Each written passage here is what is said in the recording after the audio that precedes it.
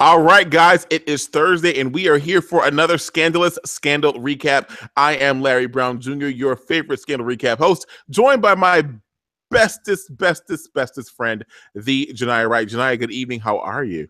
LBJ, I am doing so well. I am on a Scandal high tonight. I gotta say, Scandal has come back for this season, and they are giving it to us, LBJ. They are doing it so well. And this episode, to me, this was just one of those episodes that just reminds us of why we got hooked on this show to begin with, LBJ. So good. Yes, we are hooked on this show, and we are so hooked on this show that we review it live after every East Coast broadcast of the show. However, if you're watching this live right now, you know this is not after the live broadcast of the show. We're doing this as an after show, after tape. This is the after party to the party, y'all. So listen, shout out to everybody who is hanging out with us right now because this is full on overtime. This is the Express TSA pre-version of the Scandal Recap. We've got Dan Blakemore, Rakira, Coffee Light and Sweet. We've got Shar 90303. We've got Brittany Wright. They are all here helping us kick off this after party episode of the Scandalous Scandal Recap. Now listen, this is why we're having a Scandalous Scandal Recap after party episode. If I could cue music, I would cue music right now. I need a music bed to talk over, guys. Okay. Go ahead and own it, LBJ. I need like I was born by the river. So last week, for my little tent in the job that pays insurance benefits for myself, my wife, and my son, I was in a board meeting. While I'm in said board meeting, I'm in a committee meeting.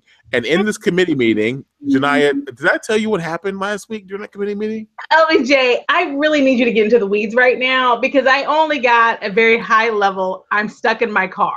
So here's what happened. So here's what happened, guys. I live technically in Maryland. I live minutes away from the District of Columbia line. If you hear people who live in the DC Metroplex refer to it as the DMV, they're not talking about the Department of Motor Vehicles. They're talking about DC, Maryland, and Virginia, okay? That's just a little geography lesson out the gate. Mind you, this is still a Scandal Recap. Don't try to distract us. It's going to all make sense when it's all said and done, okay? Real quick. So here's one closer. Hey, Coffee Light and Sweet, I see you too. So listen, I'm in this board meeting, an important board meeting. Now, if you know where I work, you know that there was an important announcement made last week, all that. I'm not getting into that. Do your research. Just look up important announcements for nonprofits that deal with a lot of people over 100 years old, okay? If you looked that up, we were in a board meeting last week. I'm in a committee meeting. I get a text from my wife, Candace, who was asleep right now, but she knows I'm telling this story. And it says, so how's your meeting going? Fine. I will meet you at home later. Now, thank God the board meeting is local.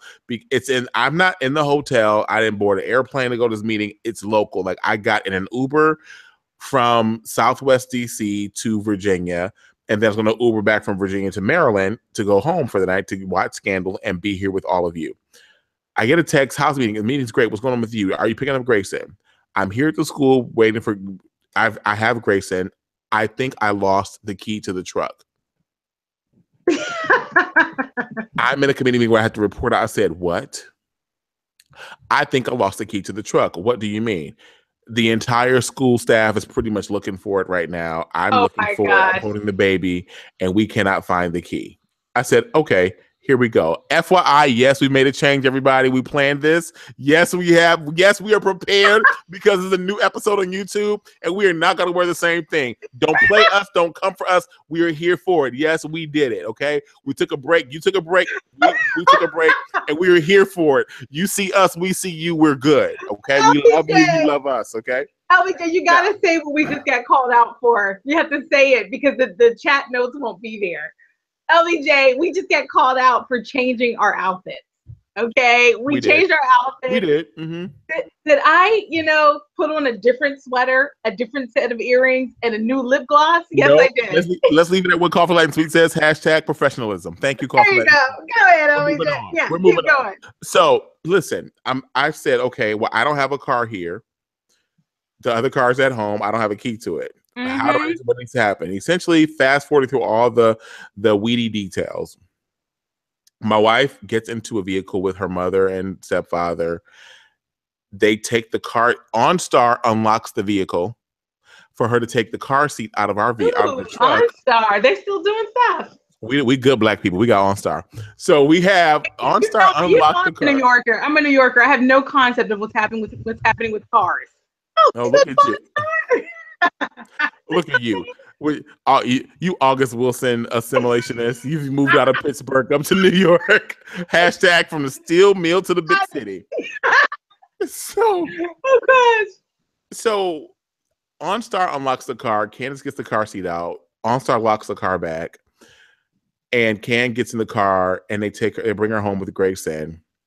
I have to leave board meeting in Virginia, grab an Uber to DC, sit and wait for the tow truck driver to tow our truck back to the house because there's no key to drive the truck back to the house.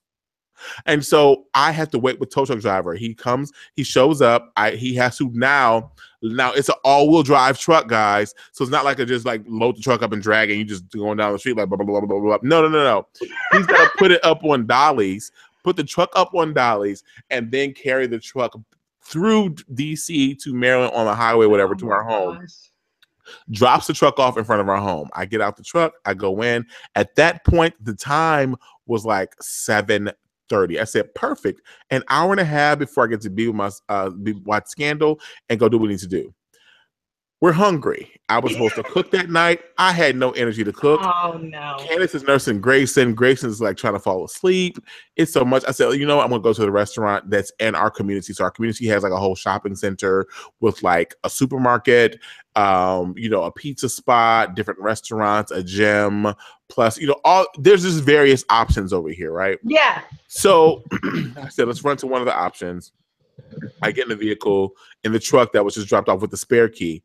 I mind you, I had the spare. I went in the house, came into the house, got the spare key, got back in the truck, drove the truck down the road. I saw an alert that was on the car that had a vehicle with a lock symbol on. I'm like, that's strange. What's that? Get out of the vehicle. I parked the vehicle in like a fire lane, FYI, at the little shopping center. Go in, get the food, come back out, sit down in the vehicle, start the vehicle. The vehicle does not start. The vehicle says theft deterrent system active. Oh, goodness.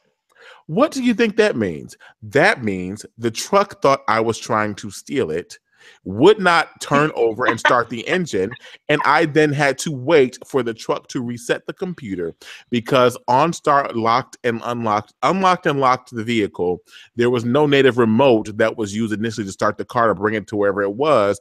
That tripped the whole system up, and we had to reset everything.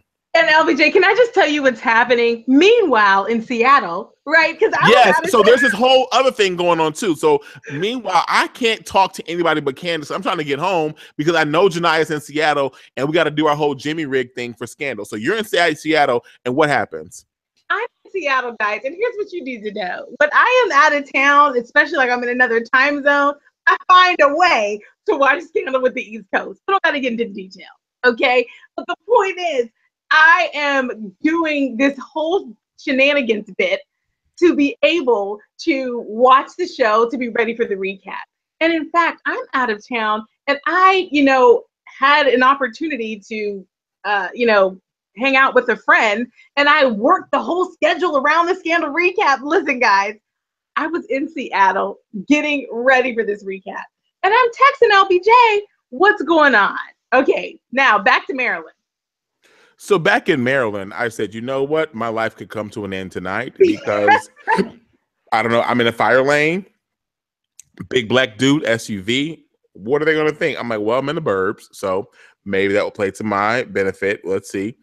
Nobody bothered me. I called Candace, like, yeah, well, the truck won't start because I think I'm trying to steal it. We got to call for a tow. Let's get the insurance folks out to tow us. Shout out to Geico. If you don't have Geico, you should get Geico. Geico came through like a champ because we had free tows that day. We had 2 free tows the same day. We got the app up, called, got them. Actually, I had the same tow truck driver who dropped the truck off initially come pick me back up. He's like, man, what's going on now? All this to say, I didn't get back home until 11:45 that night after all was said and done. We had no time, no space, no energy to do the Scandal recap. We were going to do a solo Scandal recap and depend on all of you to get this recap up. However, Jania was like, LBJ, I need you. and you need me. Let's do this together. So here we are, and it's a family happening. affair. It's a It family is. affair, guys. And I want to just shout out the family that was in the chat ready to go last week. Absolutely. LBJ, we got to call out the chat because people were ready to go. And I thank everyone so much who tuned in and had that exchange with me. So we did debrief the show a little bit, but we didn't get too far into it because it is time, LBJ, right now. It's time to recap this episode. Thank you guys so much for coming back, recapping with us. LBJ, let's just get into it. And Let's get into it. Yeah. I know this episode was called Day 101, but I want to call this episode What Fitz Has Been Up To. Because that's what this has been about.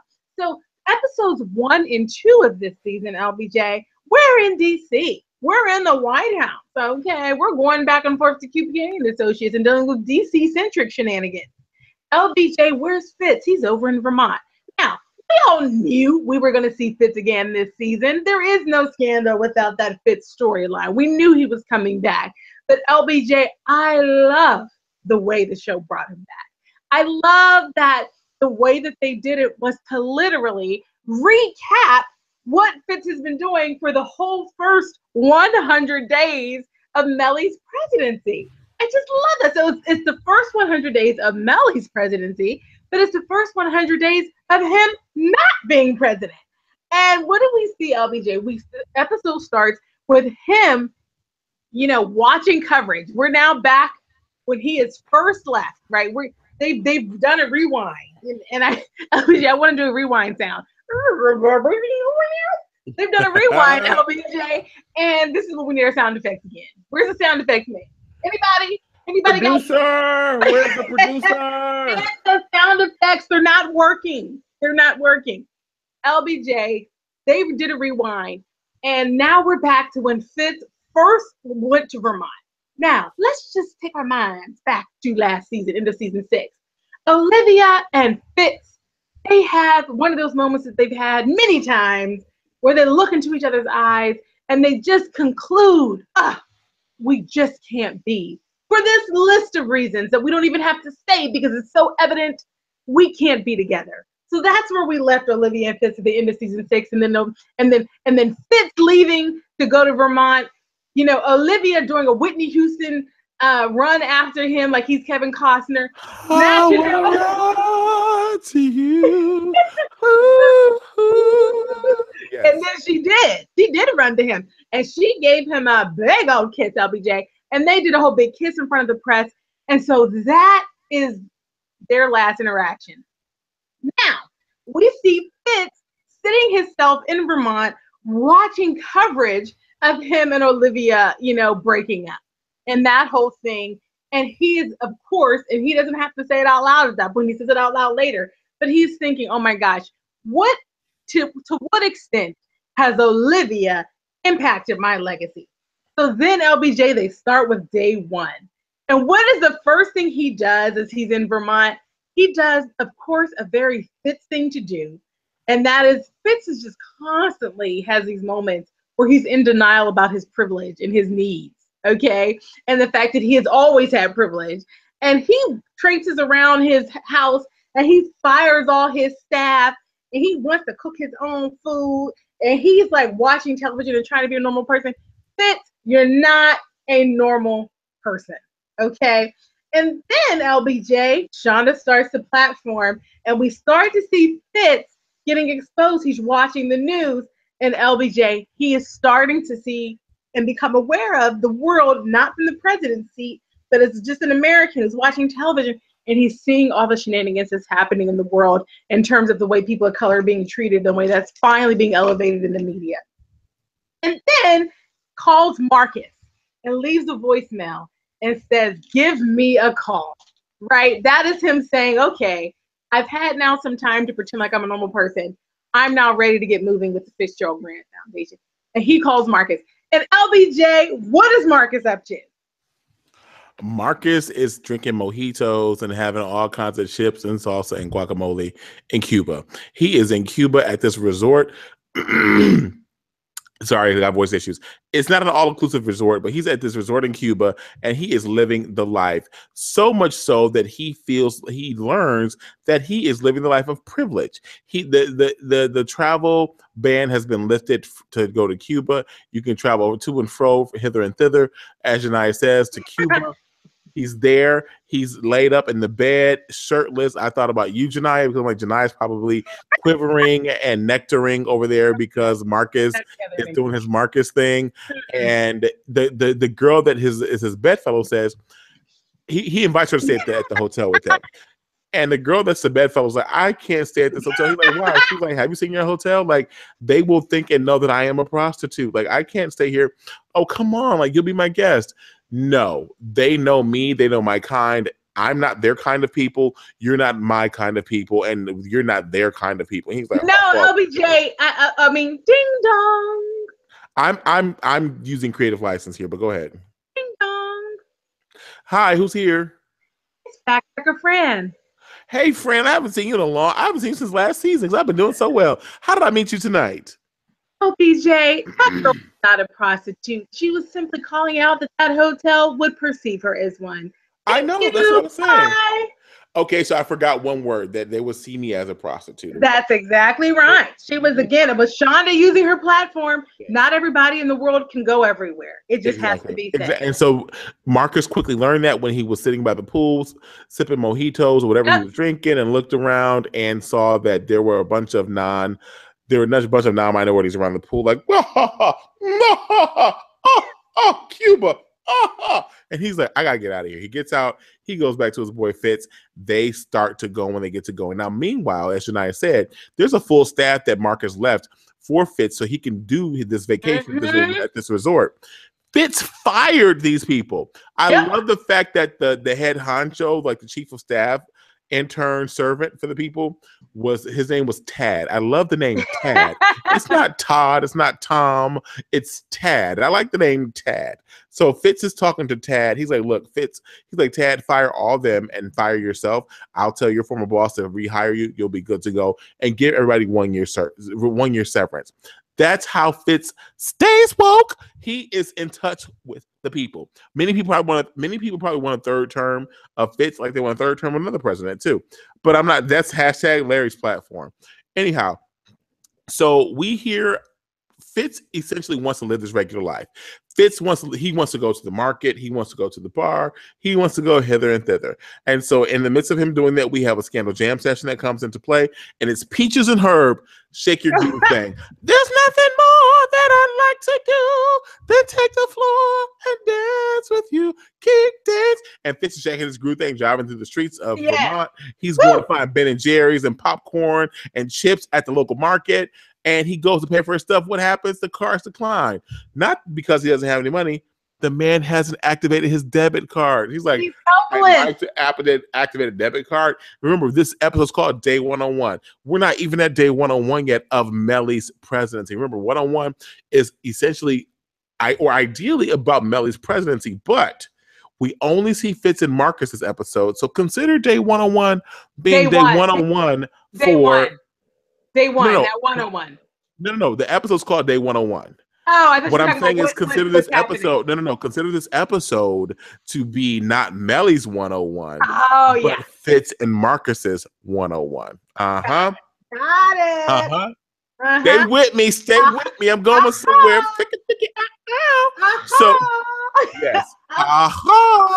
So let's fast forward to Marcus and Fitz trying to live the life. So Janiyah kind of brushed over this, but we need to say, call to light into what you bring this up to. Talk about Fitz and this chicken. Fitz is trying to live the life. He's not cooked in a long time. This man has an amazing kitchen with Wolf appliances. If you know anything about kitchen appliances, Wolf appliances is the done data of appliances in the kitchen. I want Wolf products, and I'm on my way to get Wolf products. That's a goal of mine. Anyhow, so he's there trying to cook this roasted chicken. It's a fail. He tries again. It's a fail again. What does he do? Somehow, some way, this man gets Getty's burgers sent from DC to Vermont. Did you know that, Janiyah? LBJ, listen, he leaned into that privilege a little bit, didn't he? Okay, because you He have leaned been in a lot. Let me tell you, before Scandal's over, because we weren't invited to come be reporters, analysts, or anybody on the show, we got to figure out a way to get ourselves connected to that show with Shondaland. I need a Gettysburger. I need a glass of Jubilee, and I need a trip to Bacheron. Okay, how about that? LBJ, I thought you were going to also say the tea. You need a cup of tea. Oh, and I don't want the trip to Bacheron. I need the tea, and I want the keepsake cup. The keepsake That's right. cup. LBJ, you want a cup that has been engraved from the Bacheron engravery. Okay, because And I will use it once a week and Instagram it every time I use it. Okay, I will be one of a kind. and LBJ is so funny because what you're talking about right now is really, Fitz having an identity crisis. Let's just go ahead and say it. And I love the way you qualified that, LBJ, when I wasn't following exactly. Hashtag sleepy. But Marcus, Hashtag after party. LBJ, Marcus and Fitz in this episode, their day 101. It's absolutely their day 101. It's 101 days of an identity crisis. That's what they've been doing for 101 days. They don't know who they are. They're walking around, bumping into walls, okay, like little mice going down in mazes and hitting the wall, trying another route. I mean, we're watching Fitz bumble around looking for a purpose in his life. And so we see Marcus start to have these shocks back to his that remind him of who he used to be. The very first one happens when he's there in Cuba trying to have a vacation. He gets reminded that he has moved into a life of privilege to some degree that he never saw for himself in the way that he's achieved it. He had his initial plan was like, hey, I'm a political rebel. Here I am for the people. And he's now made his way through these very, let's just go ahead and say it, straight and narrow kind of channels it was just probably not the route he was planning for himself. And here he is moving from a prominent role in the White House to now being president of the foundation for an outgoing president. So he has this moment, oh my gosh, what is happening with my life? And so then Marcus and Fitz make their way to each other. Marcus gets himself right on up to Vermont. They're ready to get to work, and this is when we start to see Marcus getting into that role of being Fitz's right-hand man. And I want to hear your thoughts on this, LBJ, and I need to hear what the chat thinks about this, because when I think about Marcus in that right-hand man role to Fitz, it starts to make me think, is this like that Olivia Fitz kind of reliance is about to happen here? What did you think of that, LBJ? This Marcus at Fitz's right hand thing. So Marcus at Fitz's right hand is something that it remains to be seen, but it was seen and it's no more. They are parallel. Okay, that's what I think about that whole thing. By the end of the episode, but in the episode, they're equal. They're like, listen, we I see you, you see me, and we're good. I see you, and you see me. We're a part of this family, and so initially we see Marcus show up as the person who is the chief. He is the head gladiator in charge, the HGIC. He is all of what you think that another IC could be and more. And so he essentially is looking at Fitz, and Fitz is like, okay, look, run it. If you can run it, run it. Fitz allows him to run it, but Fitz in his life of privilege is like, oh, privilege. Oh, Marcus, go fetch this. Marcus, go fetch that. And he's like, I'm not your fetch boy. Nope. I'm not your walk boy. You're not going to tell me what to do. In fact, let's take this thing to the fisticuffs and figure out who's who, because you want to call me a coward, and I'm not a coward. If you call me a coward one more time because of how I live and how I do, I will jack you up. He got in Fitz's face and he said, yeah, I will jack you up. Fitz is like, Marcus says, yeah, I thought not. He walks away. Fitz was like, yeah, because you're such a coward. Marcus is like, Fitz said, boosh, knocked him out before he can get to it. And so that was the proving ground for Marcus and Fitz. That allowed them in a weird way to bond and become one by the end of the episode, because we see Marcus and Fitz. Marcus, I'm not that person, okay? Like, LBJ, but fathers do it to sons. friends You do with the friends. do. I've gotten in matches. I've been in matches with some of my friends like that. Like we'll be in a car, like socking each other. I'm like, why are we doing this? And to see who can hit each other the hardest. Granted, I haven't done it in years, but I've lived that life But before. what is it about men, LBJ? I don't. Give the rest of us some line of sight. Listen, if you're a man in the chat and you know how to square up and defend yourself with a friend without Yeah. injuring each other, please let me know, because I have a friend of mine that I think we both had bruises by the time the thing was over 2 days later. And I was like, we definitely went over the edge. Leander Croker said they squared up. They really did, LBJ. And again, I think everyone in the world, but women especially, we all did an eye roll. Like, why? Why does it always have to go to this to kind of clear out the ego? Yep. What had actually started to happen was that Marcus was getting Fitz into line. Now, initially, Fitz is like, he's askew. Okay, he's not doing the right thing. He wants to put a message out to support Mellie. He doesn't know what to do with his time. And Marcus is saying, why are you trying to get up in Mellie's spotlight? Give her 100 days to get herself in order and to make her presence known in the White House. And you need to focus on you, and you need to be fundraising. And so Fitz and Marcus were already having this little power play where Marcus is saying, hey, let me help you be strategic. And Fitz is saying, hey, I'm the boss again. And so it all came to a head when Fitz, just got a little too comfortable and tried to just treat, Marcus like an errand boy. They go to childish fisticuffs, but it gives them a moment of clarity. And then they actually, LBJ, had the conversation that we all were waiting to see if it was going to happen about Marcus and Mellie's relationship. And Fitz actually asks Marcus, are you still dating Mellie? LBJ, let me tell you, that was a moment I wasn't ready for. I didn't think it was going to be this soon that we saw the two of them go ahead and just have that conversation. Yeah, I think it's one of those things where we had to see it happen because we were on a time frame for this episode. We've got to get to day 101. So we had to show what led up to what's going to happen for the remainder of the season 1. Remember, we're going up to day 101. In any presidency, we all know, if you follow politics, folks watch the first 100 days. The first 100 Scandal days. will expand it to 101. The first 101 is a thing. It's a thing. Yeah. If you're on any executive staff or any kind of like staff of a principal of an organization or entity, you will know that you have your high level entry points to agenda, to all the other jazz, and that part was missing. And that's what we saw though for this entire component of this show. LBJ, you're just so right. I mean, we can't, and I hate that it's coloring everything, but we can't forget that this show is wrapping up. And so every single thing has got to move the story along. There were, back in past seasons, there were times where Shonda would dedicate a whole episode to laying a foundation. She would dedicate a whole episode of Scandal to setting up context for what was about to happen. There's no time for that anymore. Every single thing is moving the storyline forward. We don't have time to just lay the foundation anymore, LBJ, and you're just 100% right. And it's so funny because Fitz and Marcus were talking about that. They were talking about progress. Marcus essentially, is saying, I'm not dating Mellie anymore. And Marcus asks Fitz, hey, have you let go of Olivia yet? What's the dealio there? Okay. And Fitz basically didn't say, no, I'm over it. He basically said, she's not here. Okay, she's not here.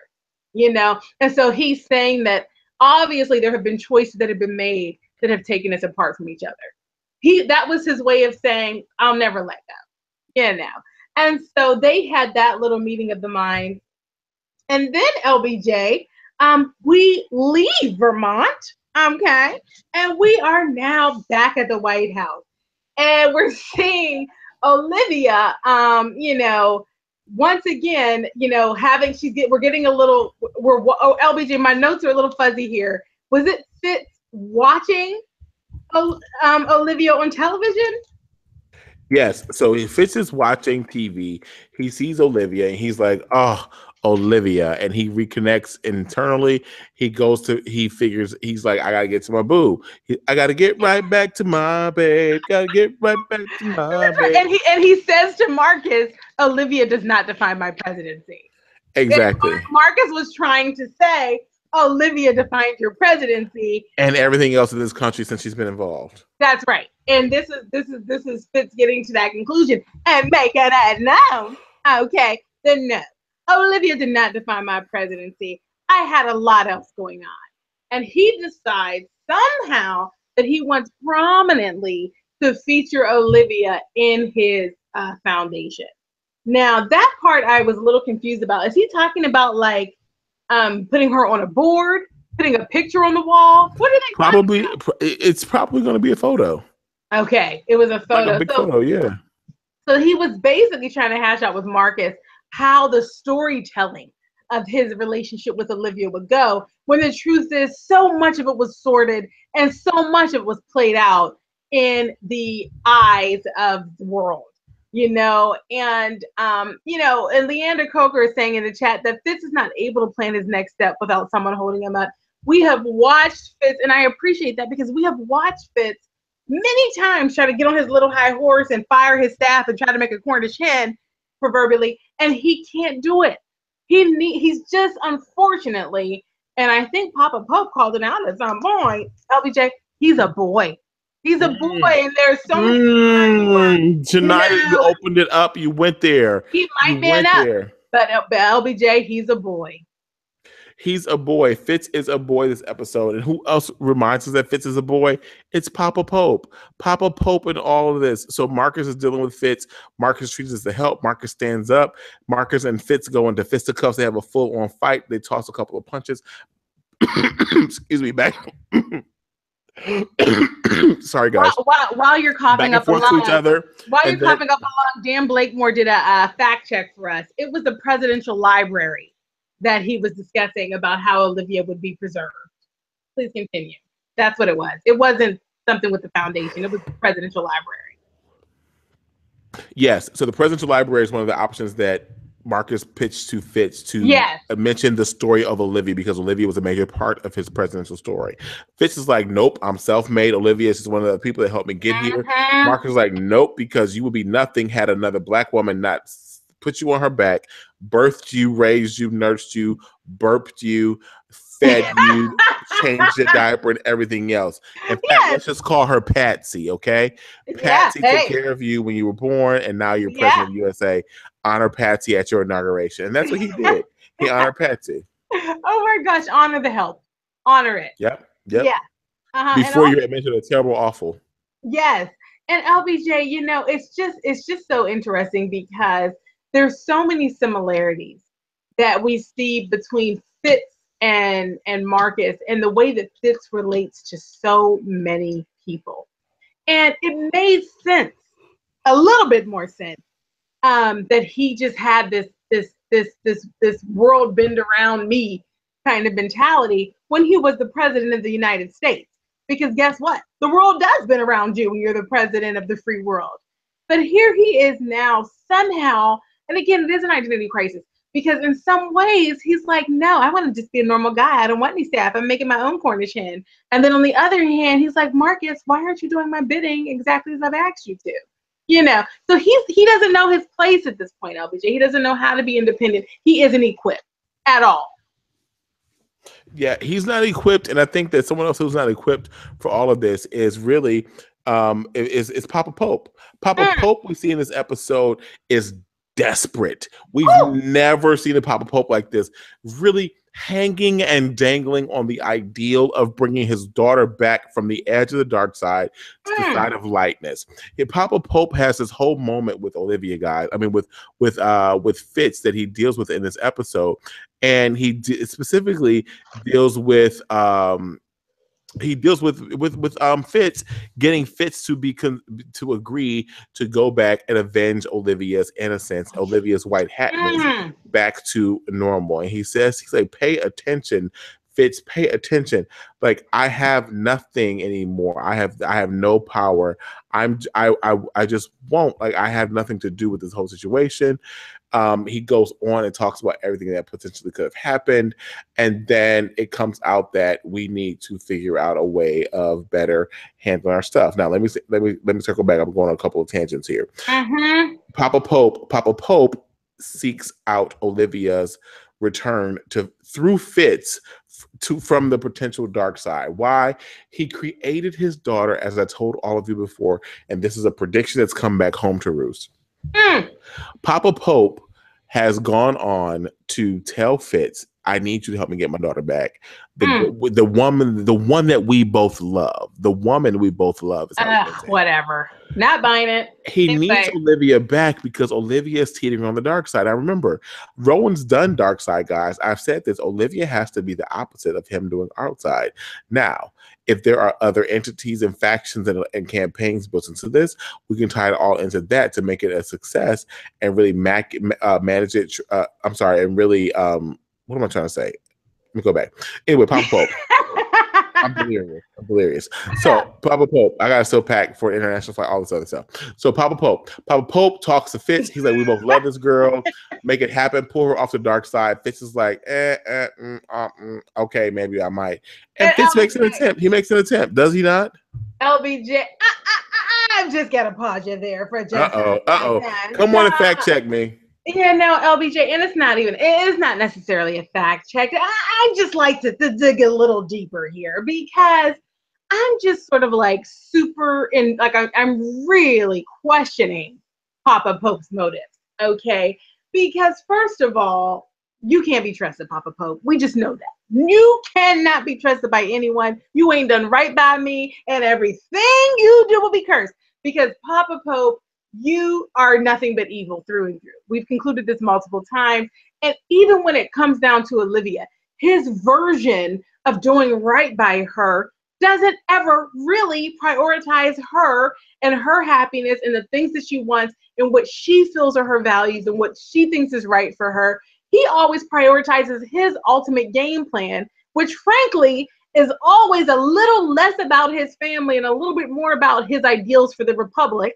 Okay, let's just go ahead and say it. All right. So no, Papa Pope, we don't understand your motives. So when you are up here, you're now just really lobbying to Fitz on behalf of Olivia's better self. We don't trust you, okay? Because you and Olivia have never been in alignment about what her better self actually is. So let me ask you this, Janiyah. Based off of what we know about Papa Pope, this request, you not trusting him, where is the money? Who was the baseline for this support for this effort? Because remember, the other fake B613 they were all shut down. They were gunned down. So how's he surviving and thriving now? Then is my question.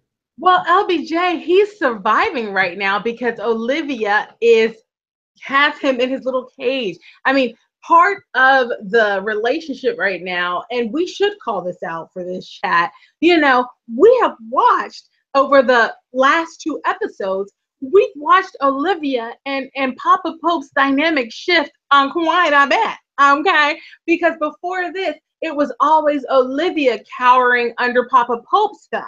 And now we're seeing a role reversal. Olivia is now command. She's the one that's got Papa Pope being watched. We watched him in episodes, early episodes 1 and 2. We watched him kind of like saying to Olivia, "Oh, you're now watching me. I can't get around. I can't go anywhere. I'm under your thumb."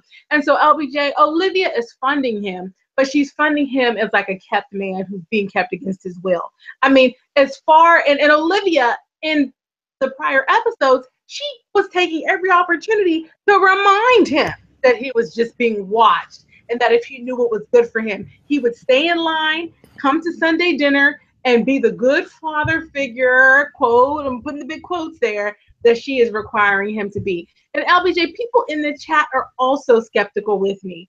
Kendall Holden is saying, Rowan is shady as hell. This isn't about saving Liv. It's about regaining his power. Tichelle agrees and says truth to Kendall. And then LBJ, Kendall goes on further to say it's pure manipulation from Rowan. In my mind, my question remains, where is this motivation? Like, why? Yeah, and that's the part I can't answer that. And actually, I would love to see if the chat has some theories on that. Rakira is saying that Papa Pope wants to be command and he doesn't want Olivia to go into the darkness. But I think there's got to be something else there. Is it really about Papa Pope, posturing to get back to where he was? I mean, what is he up to? Honestly, I I don't think have an answer. Papa Pope is about at this point preserving a legacy. Mm, Olivia is his last hope, guys. Like mm, he has to figure out a way to save Olivia by any means necessary. And mm. essentially in all sincerity, Fitz was his option. He was his only option. Papa Pope got emotional on the door. I believe the tears, maybe they were crocodile tears, but I believe that he would feed the four strips to the baby. The baby would eat them and be satisfied. How about that? Yeah. I mean, he totally. I mean, and here's the thing. Here's the thing about Papa Pope.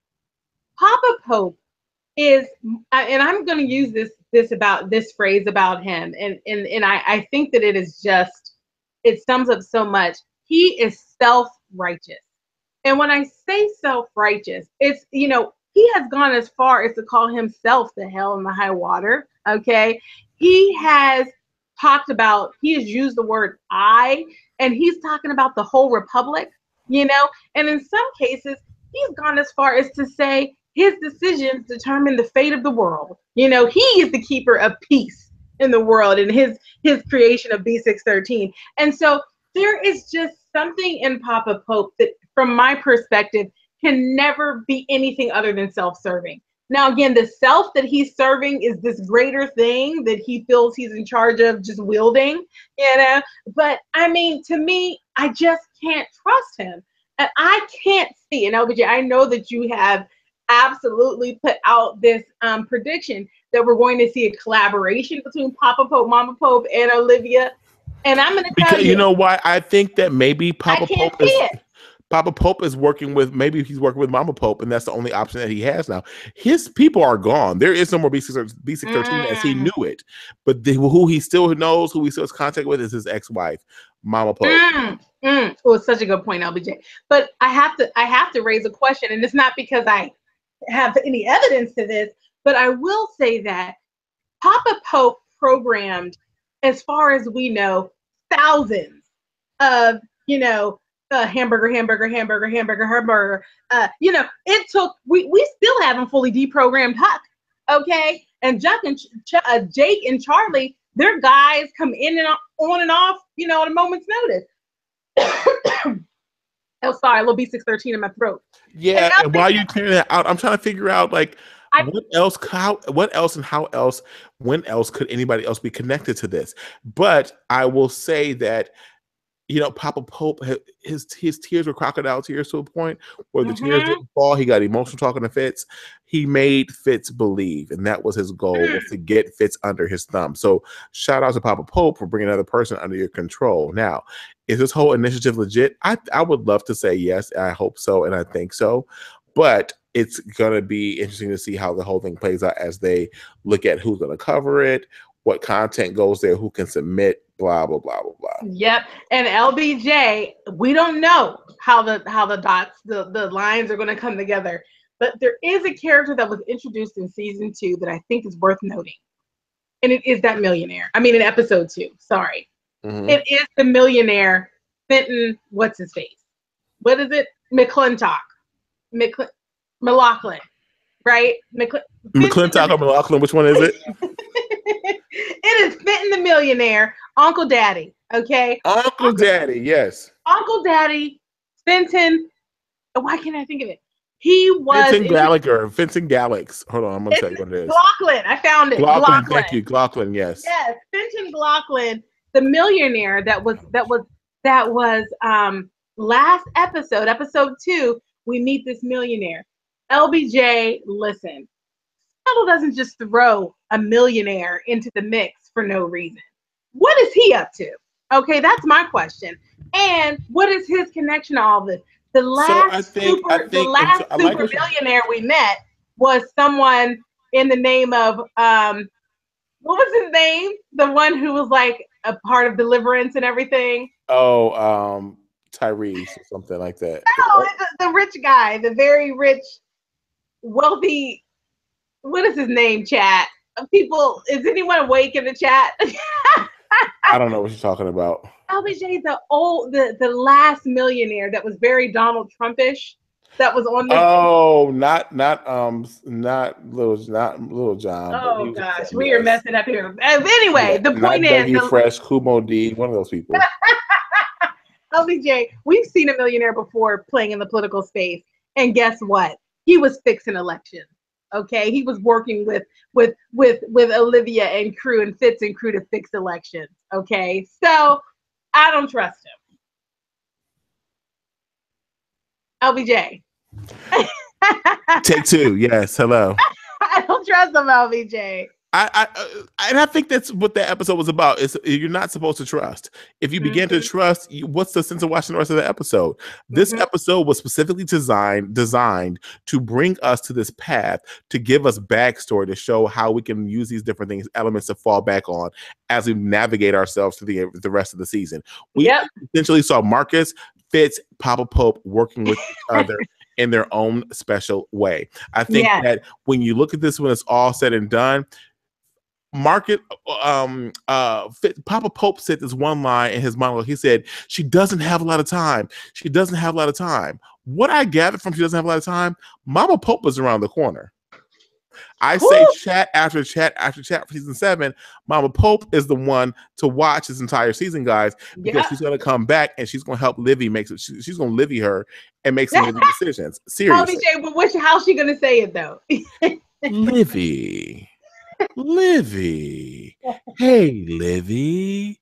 That's how she talks. Mm-hmm. I love your Mama Pope impression. It just gives me so much life, LBJ. Even in the middle of the night. And exactly. And what I will say is that I see how you can say Papa Pope cannot be trusted because, and although I might be a little loopy, I'm listening to you. I think that Papa Pope is also figuring out a way to play on Fitz's emotions. Fitz is a father of a deceased child, maybe deceased children, because we haven't seen the other children at all in Scandalous. Where they at? Hashtag where they at? Yeah. They're with Judy Winslow up the steps in the bedroom doing whatever, okay? The hashtag Judy Winslow. They're with Judy, LBJ. They're with Judy Winslow. Oh my God. Now, Fitz understands what it's like to lose a child. And so what does Papa Pope do? He uses words like, my child is slipping away. The woman that we love is slipping into the darkness. Oh my gosh. And I just want, and all I want is healing. I don't want her to go to hell. I need you to help me. Help me save my child. She doesn't have a lot of time. And so he's playing on these emotions of a father, from father to father. He plays on these emotions, and Fitz is now a pawn in this man's game. So I get what you're saying. Maybe Papa Pope has another plan. Now, I don't care who you think he's talking to. Mama Pope has to be at the end all be all, because the buck has to stop somewhere. They cannot work for a new organization. They cannot work for another group of people, because Black folks need to be resourceful and have their own stuff. Okay, we can't be dependent on the others to make it all work for us. Okay, so with lady with gun, man with gun, they're all deceased now. So they're all like, Papa Pope, make it work, sir. Be a good steward over your financial resources.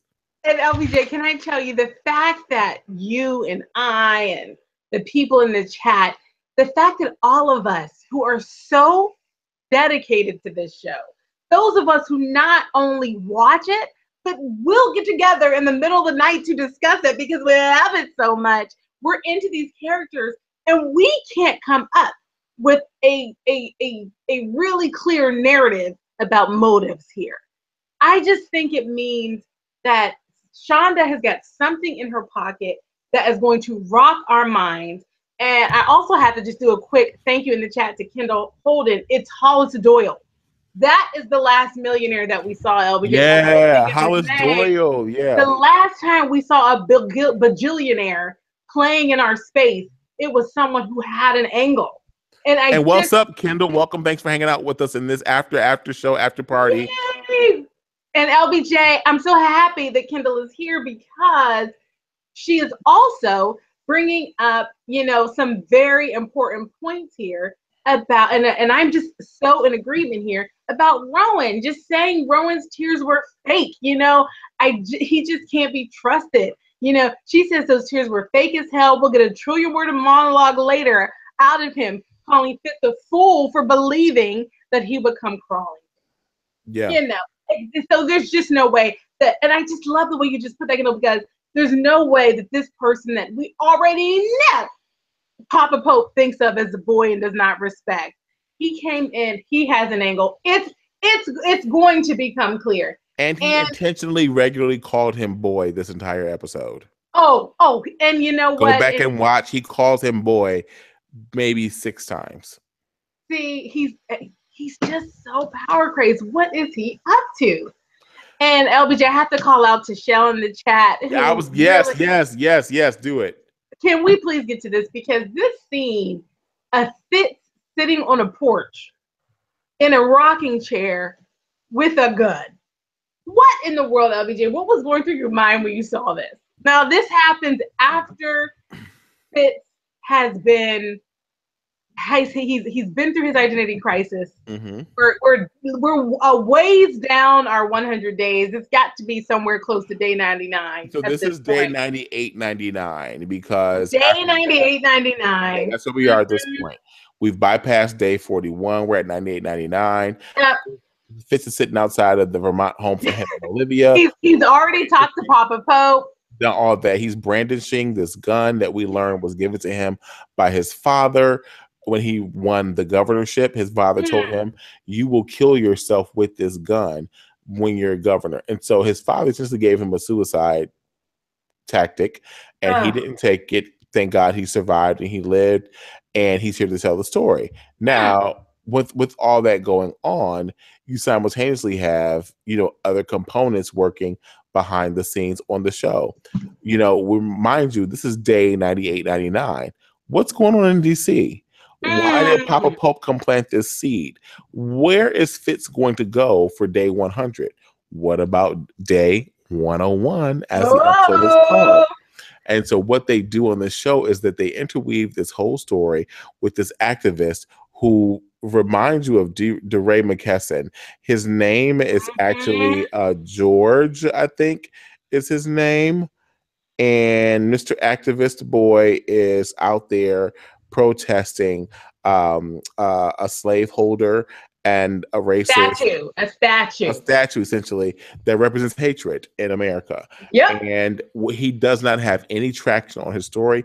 He essentially is another Black life protesting out of naught. Yep. The former sitting president of the United States of America, with the pushing of his former advocate on staff, Marcus Walker, goes. They find this dude. They meet up with him. Fitz comes, embraces the dude. They take a selfie for his Instagram. Almost 12 million people engaged with the post by the time we left, and it's a metric to hit. It's a metric to surpass. Yes. And it's an amazing thing because we got some social commentary interwoven and all of that. Shonda using her platform always. Exactly, those woke moments in there. There was there were crab in the barrel references. There are all these like gluttony references throughout the whole thing. And, it works because people are educated about what to put in their bellies, but it also works for the storyline. It's good. It's good. We don't support diabetes. We don't support childhood obesity and diabetes development on this show.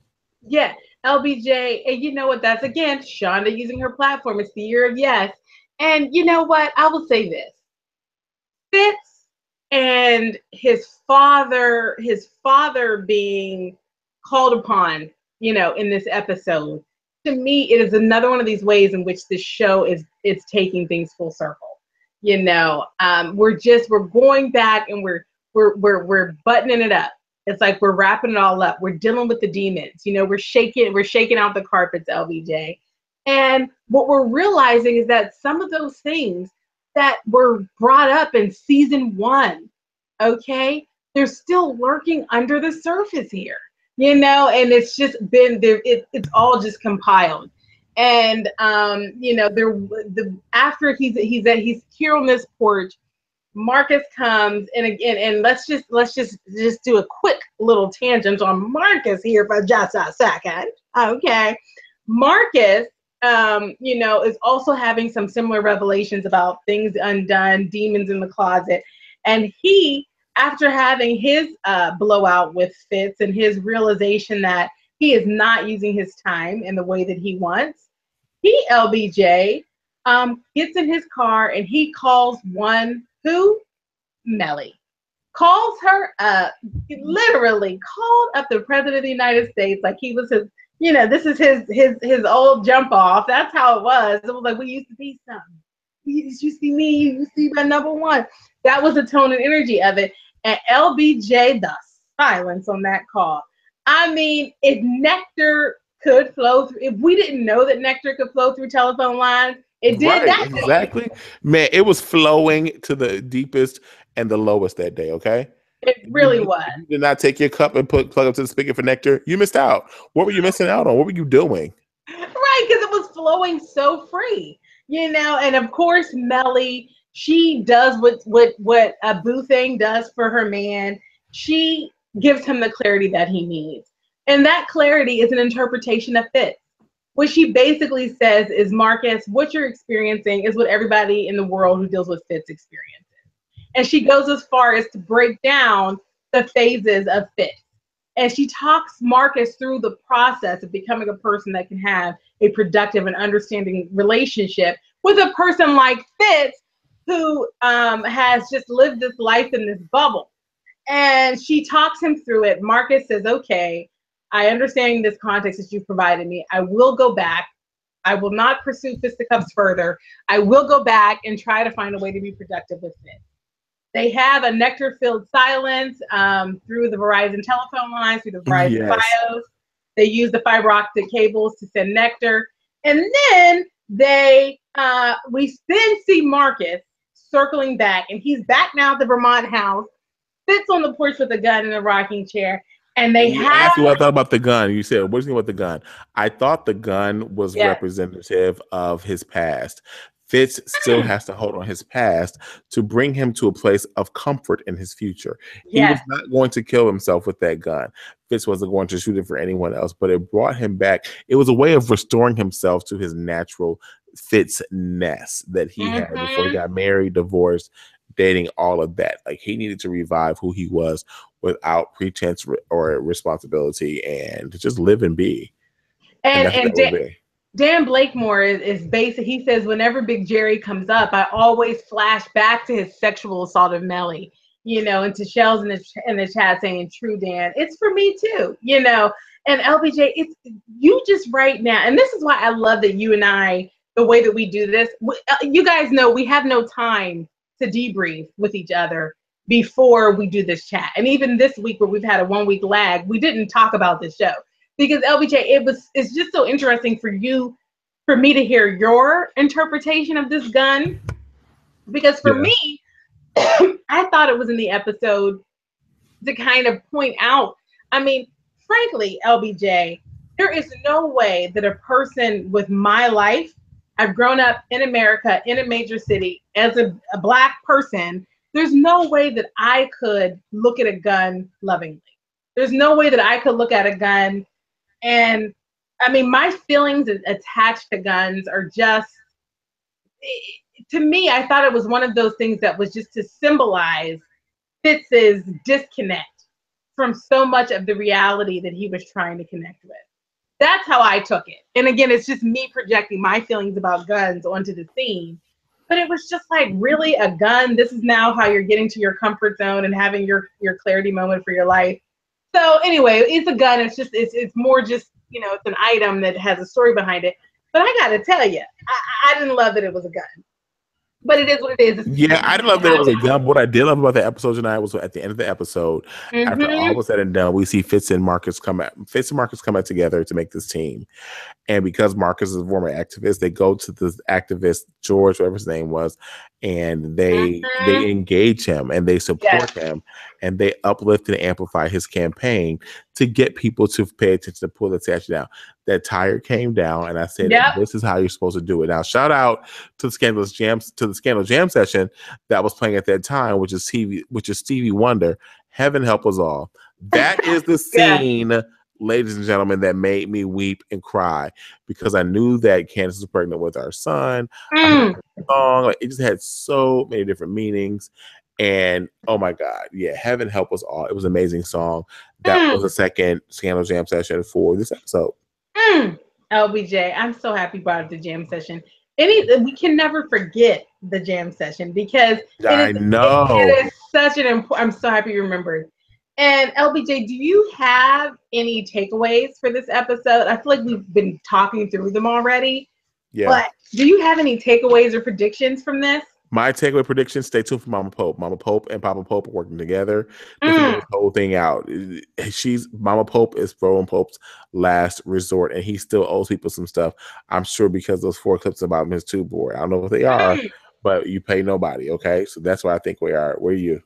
Oh, LBJ. First, I have to get on the record Kendall Holden's prediction that she thinks Shonda will end the show with Fitz killing himself. I think that was to remind you. Oh my gosh. See, I want to have that on the record on the chat. So as the season starts to wrap up and we come back to see what our predictions were, I want to have that on the record because that is hashtag heavy. But I'll say this, LBJ. For me, I am looking to see in the next episode, I'm excited that we've now gotten into Fitz's 101 days.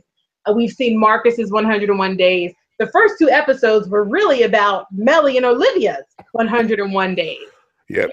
So I guess, we'll just look forward to seeing how it all comes together. Now, we have to remember that the way that episode 2 ended was with, Olivia getting off of an elevator, okay? And she's really about to get her groove on with Curtis, okay? With news anchor Curdy.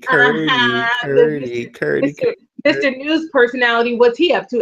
He also hashtag can't be trusted. Mr. Resume Tape. Yeah, resume tape. And so we see the 2 of them getting off the elevator and she's spreading her nectar all over his face. And then they look to the left and there's Fitz standing at Olivia's apartment. So, we're going to see what happens next. That's what we'll see. LBJ. All right. Oh my gosh. LBJ, I know we made it. You have a flight to catch in a couple of hours. I do. I know Normina's Harmony. She's packing right now while we're on this. Yeah. Thank you so much for hanging out with us. I've been a little loopy all over the place. Janiyah gets real applause. Shout out to Janiyah. Clap, clap, clap, clap, clap it up for hanging this one out and running this entire thing. We made it through, guys. We made it, guys. And I thank you guys so much for tuning in for us. These moments to me are just, for me, I have to say, opportunities to kind of sit back and delve into fiction like this, it means so much because everything is just, there's so much harshness out there, and that's part of I think that's also my life in New York. I just feel like things are so hard all the time. And to just sit here and have this fun for this hour, it means a lot to me. So I just thank everybody for tuning in. And I love you, LBJ, and I miss you, LBJ. I know I love you too. For next week. I know you're gonna miss me, but we will be back on live, guys. Thank you so much for hanging out with this actor. So we love you so much. Janiyah deserves a lunch, a dinner, and a breakfast because I'm going to sleep. Yes, we are exhausted. We got stuff to do. We love you guys so much. We'll see you next week. Bye-bye. Thank you.